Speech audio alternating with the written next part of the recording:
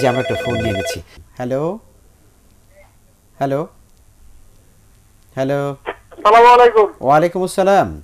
জি ভাই, প্রশ্ন করুন। জি, আমার একটা প্রশ্ন আছে। আমার নাম দেলোয়ার, আমি নর্থ থেকে বলতেছিলাম। জি জি বলুন, প্রশ্নটি করুন। ফজরে আর আসরে, জি ফজরের সময় আসরের সময় অনেক মসজিদে দেখা যায় যে ইমাম সাহেবরা মুক্তাদির পাশে পাশে ঘুরে বসে, জি কিন্তু জোহরে আর মাগরিবের সাথে ঘুরে বসে না। এরকম কোন সহিহ হাদিস কর্তৃক আছে নাকি? আচ্ছা আচ্ছা, অনেক ধন্যবাদ আপনাকে। খুবই জীবন ঘনিষ্ঠ প্রশ্ন এবং আমাদের জানার জন্য। জি, সুন্দর প্রশ্ন।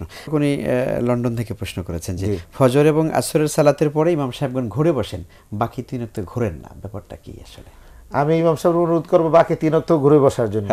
কারণ যে আমলটা আছে সেটা হচ্ছে যে আল্লাহ রসুল সব ফরজ নামাজের পরেই সাহাবায়ে কেরামের দিকে ফিরে বসতেন, মসজিদে বসতেন এবং তাদের খোঁজ খবর রাখতেন। বিশেষ করে ফজর নামাজে তো উনি রাত্রে কোনো আয়াত নাজিল হলে সেটা বলতেন, কোনো স্বপ্ন থাকলে সেটা বলতেন, সাহাবায়ে কেরামরাও জিজ্ঞাসা করতেন সেখানে। এবং প্রত্যেক ফরজ নামাজের পরে ইমামের মুসল্লির দিকে তাকিয়ে রসুল বসছেন। সাহাবায়ে কেরামের মোতাওয়ারিস আছে এখনও, মানে মক্কা মদিনায় দুয়ালে আরবগুলোতে এটার আমল আছে সেখানে। কিন্তু আমাদের দেশে তো অবস্থা, যদি জোহরের নামাজ পড়ে ফিরে বসে তো ইমাম সাহেবের ইমামতিই যাবে সেখানে, চলে যাবে। তবে এটা ইমাম সাহেব যারা আছেন, যারা খতিব আছেন, তারা অবশ্যই মাসলাটা বোঝাতে হবে। আর যে আমলটা আমাদের দেশে আছে সেটা, এটার একটা দলিল আছে। যেরকম আসর এবং ফজরের নামাজের পরে কোনো সুন্নত কেউ পড়ে না আমাদের দেশে, ফলে আসরের পরে মুসল্লিদের দিকে তাকায় অথবা ফজরের পরে মুসল্লিদের দিকে তাকায়। তো এটা আসলে ঠিক না।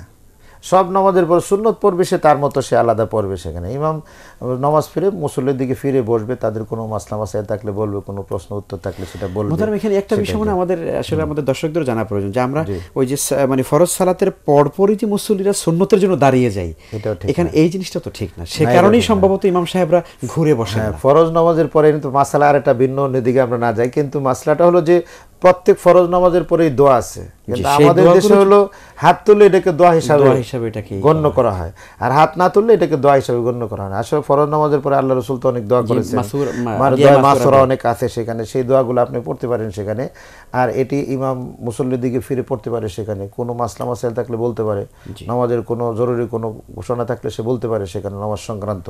তো এটার জন্য মূলত আছে। তবে ওই দুইটা আমল হলো এই কারণেই, যেহেতু তারপরে সুন্নত নেই এই জন্য ফিরে বসে, আর বাকির যেহেতু সুন্নত আছে এই জন্য ফিরে বসে না, এতটুকু কাজ। তবে এটা ঠিক না, সহিহ মাসালার উপরে আমল করা দরকার। সব সময় সে মুসল্লির দিকে ফিরে বসতে পারে এবং এটাই সাহাবায়ে কেরাম ও অন্যদের আমল। সেটা আল্লাহ তাআলা আমাদেরকে তৌফিক দেন।